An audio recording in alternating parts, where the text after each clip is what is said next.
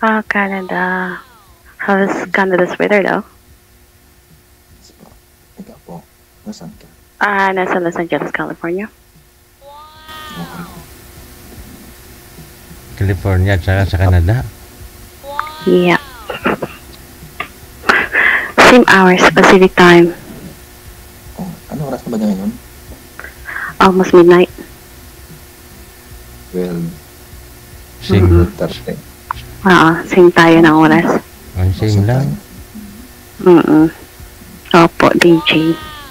Hindi naman kasi kami magkalayong dalawa. Ganun. 2 hours and a half lang. Flight namin dalawa. Hindi pwede nyo pala pasyalan ng isa't isa kung sakali. Nga lang, may border, no? May kailangan din ng mga documents. Kailangan ng visa. Visa pa rin. Jadi, kaya pala parang mukhang pigil ang busis ninyong dalawa. Baka may mga tulog na. Actually, antok na po nga talaga. Maaga pa ako bukas eh. Trabaho pa bukas. Anong work mo sa Canada? Wala, tambay lang. Wow. What a nice job. What a life. Ikaw, I love it. Tambay lang din. Kakapagod yun. Puro pagod DJ. Hindi nga. Saan yung province mo? Butuan City? Butuan. Yes. How about you? Saan yung province mo? Iloilo. Ay, Ilongga ka? Ay, Ilonggo. Ilonggo. Na Ilongga. I'm sorry. Matagal ka na? Hindi nga. Yes. How about you? Bago pa lang. Like, how many years? 1 3 years? 3 years? year pa lang. 1 year pa lang? Opo. So what brought you in Canada though? Work? Fiancé visa? What? Working visa. Working visa? What type of work man yun? Tambay nga.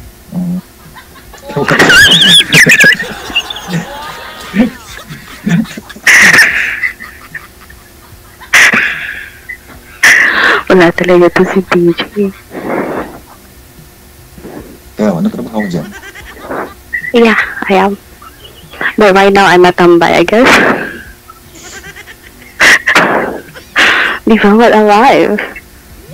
That's a nice life being tambay. Ilang taon ka na? 34, and you are? How old are you? 35. 35. Oh, 1 year lang yung gap natin, dalawa. May asawa, may anak? Wala. Wala? Ikaw? Girlfriend? Dati live-in. Live-in partner. So, ikaw lang yung nagpunta dyan sa Canada? So, ikaw lang yung nagpunta dyan sa Canada? Oo. Ikaw? Masyado kang tahimik, ano? Gabi na kasi, makakasama ka magising. Kung sabagay. Midnight na ka pala. So, bali-hiwalay na kayo ng ka-live-in mo, sir, nung umalis ka? Oo. Hiwalay sila for now kasi nga he's migrating in Canada and the girl's still in the Philippines, but I'm sure kukunin niya yung girlfriend niya. Yun lang. Ikaw? Wala. Working visa. Working din. Wala kayong boyfriend at tawa. Kakasabi kakatanong lang ni DJ, diba?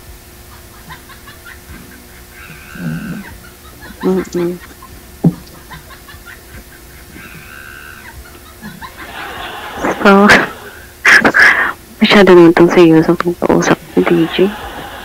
Hindi Nakasmile nga eh. Kaya nga, full smile siya. Magtanong ka. Sige. Anong trabaho mo dyan? Nurse. Hmm. Matagal naman. But I'm trying to get my PhD this coming 3 years from now, 3 years, 4 years. Na have my PhD. Paano ka nakapunta dyan? Working dyan? Nag-apply as working visa nga, di ba? Oo. Just like you. Di ba? So how was the weather there again? Because I have a friend from Canada, but she lives in Vancouver, Canada. We're in Canada ka nga ulit. Oo, sa Alberta. Alberta, oh, you're close to her. You're close to her. Layo kami sa Vancouver. I see. Di ba yung Vancouver ang pinaka-city? Like, kung sa atin pa Manila yung pinaka-sentro. Yes. Oo. At saka, din. Malaki rin sahod. Malaki rin gastos, no? Yeah. Same lang din sa Pinas. Maliit yung sahod pero malaki yung ang gastusin. Dito naman malaki yung gastusin pero maliit yung sahod. Nga lang, pag Parang real. convert mo kasi sa peso, malaki talaga. So, nandito, may trabaho doon kung gasto sa Pinas. Sa bagay, may point ka naman doon. Kasi pag dito, dollar yung sahod mo dito. Dollar din yung gastos mo. May plan kami mag-vacation ng mga friends ko sa Canada. Kasi invite ako ng friend ko na pumunta ng Vancouver. Pero hindi this year, but hopefully next year, I guess. Pero we don't know yet. Kami din parang baka next year punta kami ngayon doon. What was yung is pa lang. You should visit LA. LA is beautiful. Saan yung California, no? Los Angeles. Los Angeles. Sa Hollywood. Ganda yan, di ba? Ha? Hollywood. Yes. Ganda yan. Diyan ako kahapon eh. Saglit lang ako. Umihi nga lang ako. Where? Umihi. I live in North Hollywood. Oh, shit. Umihi lang ako dyan, ma'am, kahapon.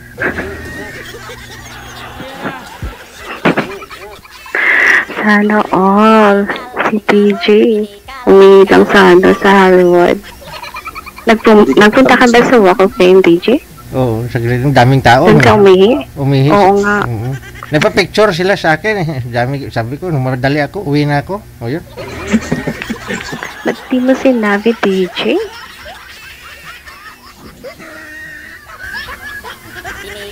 Tikalon.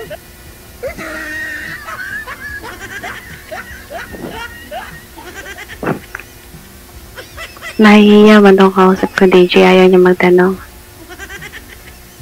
Ilan po by the way, anak ninyo, sir? Sir, anak po ninyo ng kalibin partner mo? Wala. Wala pa. Ilang years kayo nag-live? 3 years. 3 years? Di kayo nakabuo? Hindi. Mahina. Ikaw? Wala. I don't have time for that. Not yet. I guess when I'm ready. Single. Wala ka na. Wala. Not for, busy kasi sa trabaho, eskwela, tsaka sa sarili. Enjoy muna, no? Pero gaano ka na po katagal? Ilang taon ka na dyan, ma'am? 12 years. 2 decade? Yeah. Straight up. 12 years. So it means it's just like 1 decade. May boyfriend din natin. Ha? Naka-boyfriend ka rin natin. Sa Pinas. Sa Pinas. Girlfriend po. Boyfriend. Girlfriend po. Girlfriend. Naka-girlfriend ka. Ha? Wala daw kayong boyfriend, ma'am. So, girlfriend. Wala rin? Girlfriend nga. Girlfriend meron. Mm. Mm. Yan pala, wala kang boyfriend. Diba? Yung girlfriend gusto mo.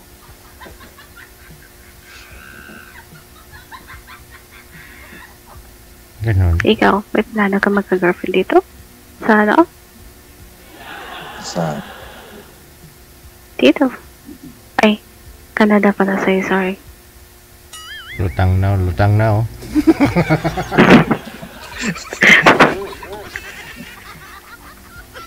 Aha. So, 1 year pa lang si Sir sa may Alberta. Sa Alberta siya ngayon eh. Ikaw, ma'am, isang dekada na po mahigit. Saan po kayo nagkaroon ng karelasyon? Girlfriend dito sa Pinas o andyan na? Sa Pinas po. Sa Pinas. Okay. Apo.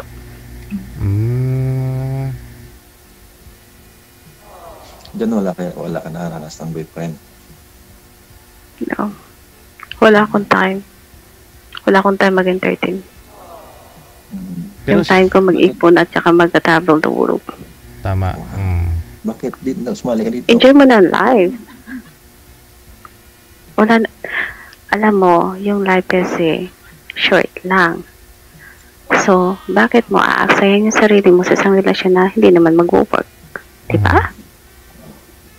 Pero sumali ka dito ngayon, ma'am. Siyempre, searching ka na. Lalaki na po hanap kung hindi na babae.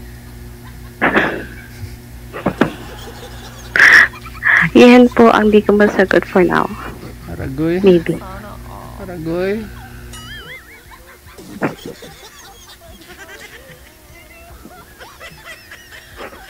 Pero nakapag-boyfriend ka na ng lalaki talaga.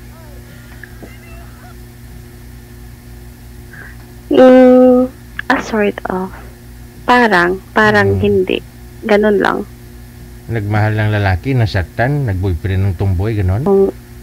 Yung ano lang, kumbaga, ano tawag nito, hindi naman tawag doon mag-jowa kasi wala namang label. Walang nangyari. Ano lang, invite lang, mag-date, ganon.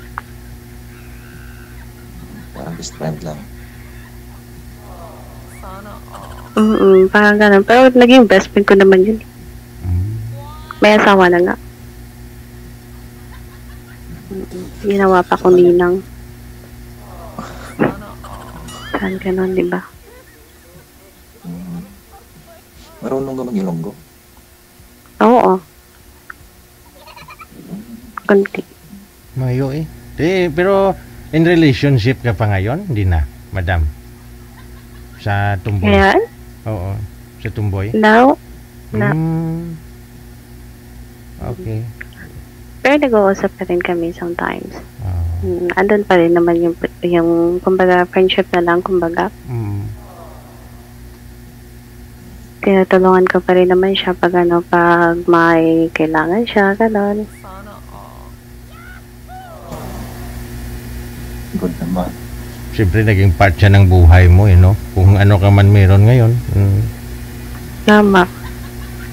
Tsaka isa pa siya naman yung nag-open up sa eyes ko na mahalin ko muna yung sarili ko bago ako magmahal ng iba. Good, no? Pero siyempre may edad, yung edad kasi kapag basihan na may edad, ikaw nasa tamang edad na 35, mahirap na rin umiri yung mag-asawa, magkaanak ka, 40 na edad mo. May science naman po. I do believe in science. Bagay, no? Pwede naman na madala naman sa but-but saka barang-barang daw, sabi nga nila eh. Meron ba yun? Parang hindi naman ako naniniwala dun sa barang-barang, DJ. Sa probinsya lang yun. Bagay, yung lula ko nga 69 years old na Anak pa ng pinupusal, baby.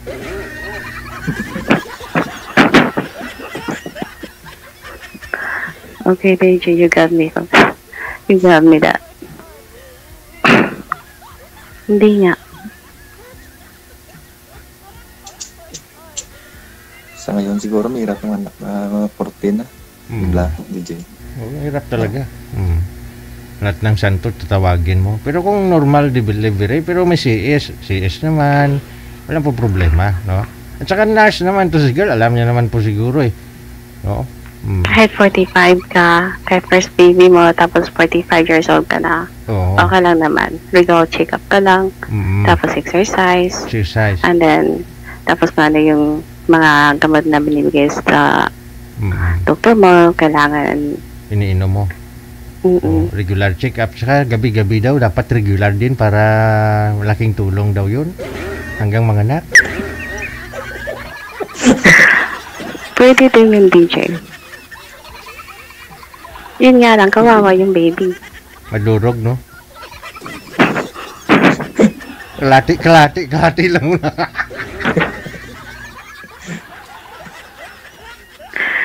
Gano'n ba yan kalaki at kailangan talaga kalahati muna? Eh di alamin mo kay sir, tanungin mo ah. No?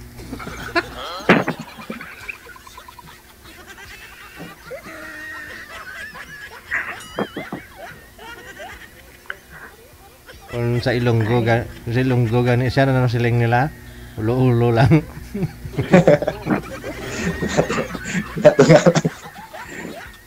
Hindi ko gaman yan. So, nagdadrive ka dyan sa Canada? Oo.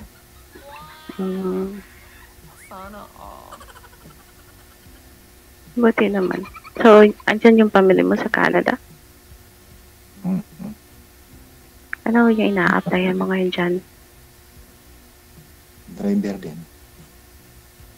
Driver like big truck?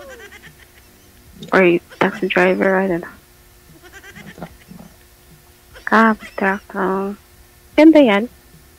Tawag nito. Luta na yung utok. Antok na masyado. Oo. Ano din naman. Natulog na nga ako, hindi na ako. 12 midnight. Magwa 1 AM na dyan? Oo, mag-1 AM. At least pareho kayo ng time. At least konektado kayo sa isa't isa. Pag may free time na naman kayo, kung kailan yung trip niya kausapin ng isa't isa, pwede. No? Malay mo makapag-vakasyon si Miss Maricel, si ma'am sa next year pa, ma'am? Next year pa? Yes, next year. At least libre na yung accommodation mo pag sakali kung malapad na may bahay ni sir. No? Diba? Malayo pa yun sa amin. No, thank you. Siguro dinner pwede pa. Pero yung matulog sa bahay ng ibang tao siguro hindi pwede yun. Mahirap na Mahirap na DJ. Baka pagbalik ko nabuntis na ako.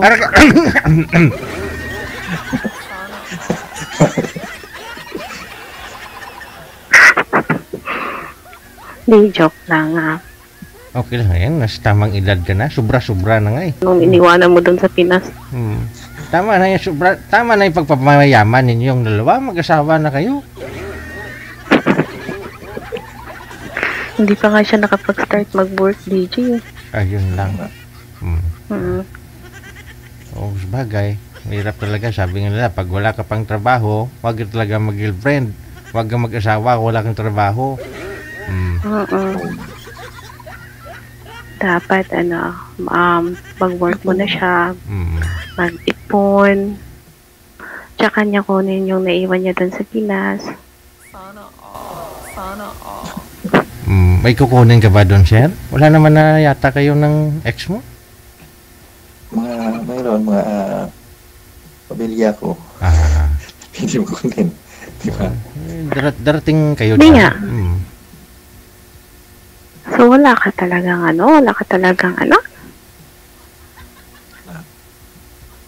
Wala ka talaga, anak? Wala, no? Anak, sir. Wala talaga. Wala, ma'am. Wala ngang asawa. May kalibin siya, girlfriend, pero wala, 3 taon, hindi daw sila nakabuo.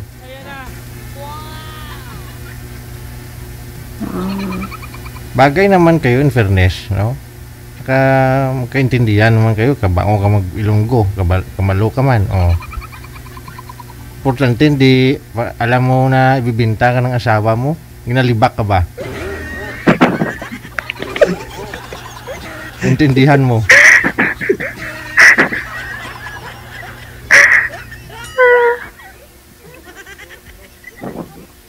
Yun sa bagay.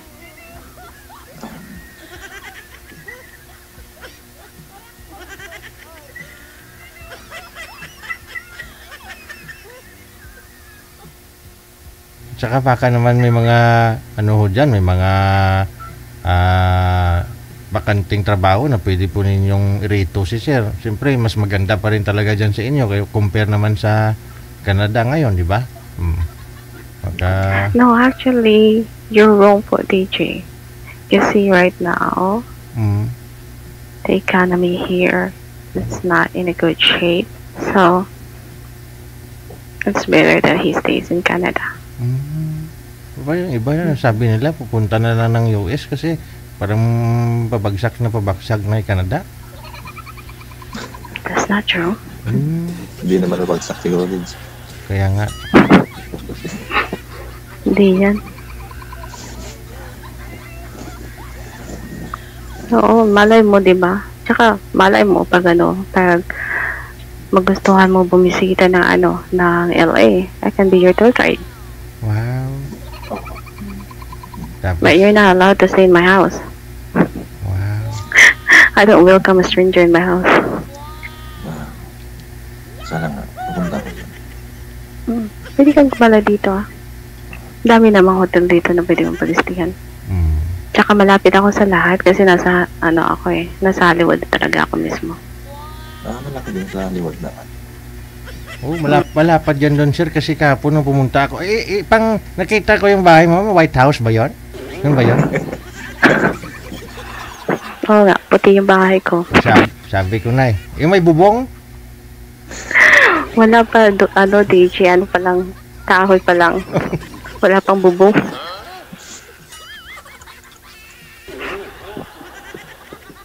Sige, siguro naman na konektado na kayo sa isa't isa.